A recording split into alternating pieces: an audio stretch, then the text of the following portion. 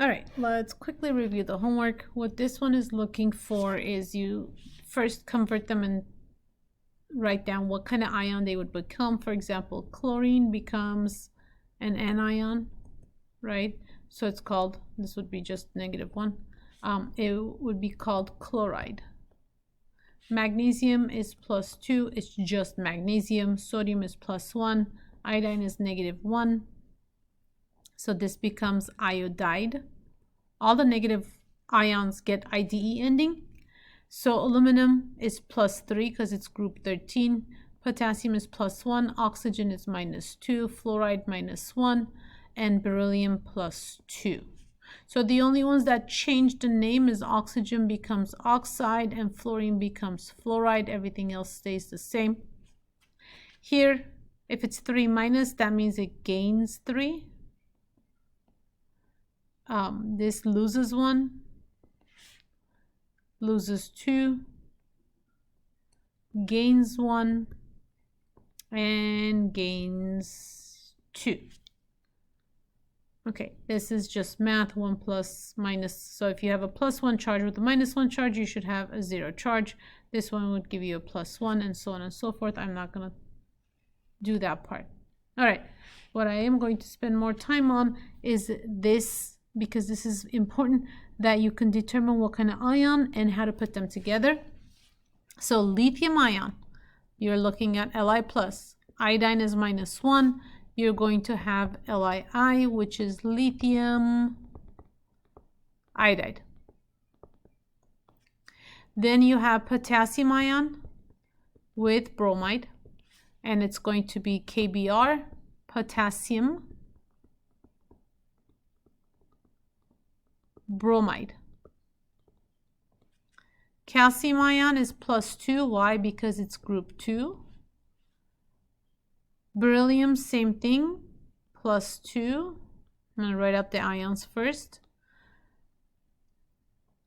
Strontium, again, +2.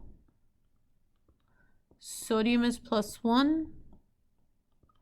Aluminum is +3 because it's a group 13 metal. It's the only one there that, gallium too, but for the most part, aluminum is always +3.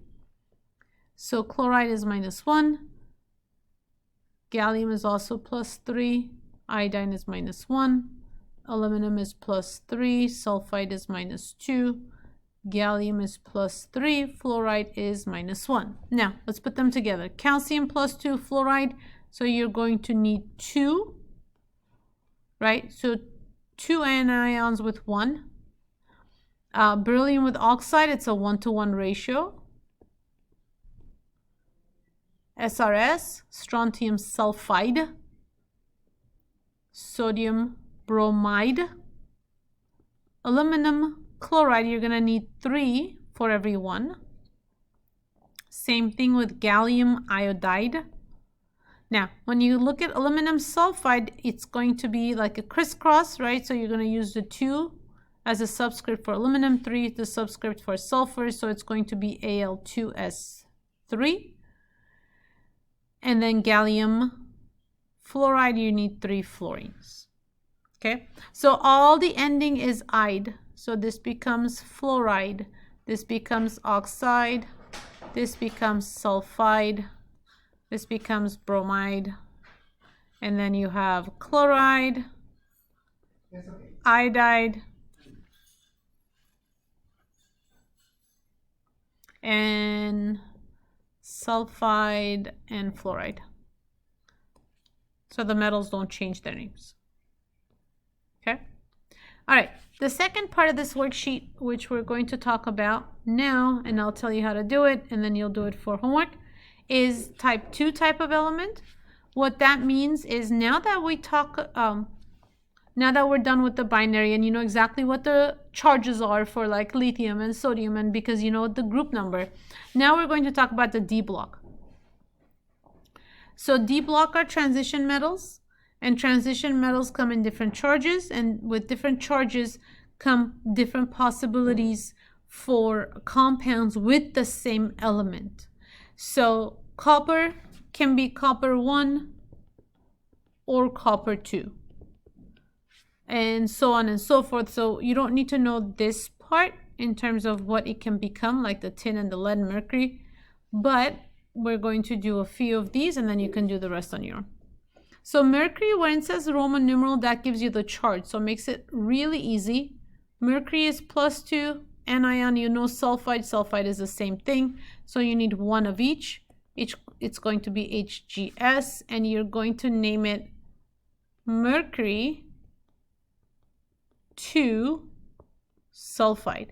So you do have to put the Roman numeral now because you have to indicate which ion you're talking about.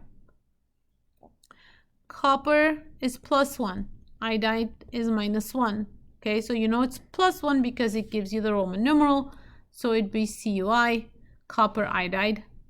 Tin is Sn, that's +2. Bromide is -1. So when you put it together, it's going to be SnBr2, and then that's going to be tin 2. So you do have to put the Roman numerals each time.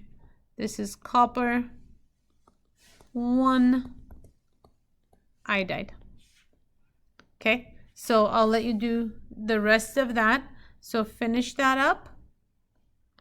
You also have to name them here. When you're naming it, you have to use the anion's charge and figure out how many of them you have here. So you can see chloride, there are 2 of them, so that means copper must be +2, and that's why they put that 2. So go ahead and work on that and finish that, and we'll go over that along with talk about how to name covalent compounds and the polyatomic ions on the next screencast. So once you're done with that, then there's another screencast that you can watch. That's on the link is on the schedule for the same day. If you're not done, then you'll continue it the next day. All right. Have a wonderful day.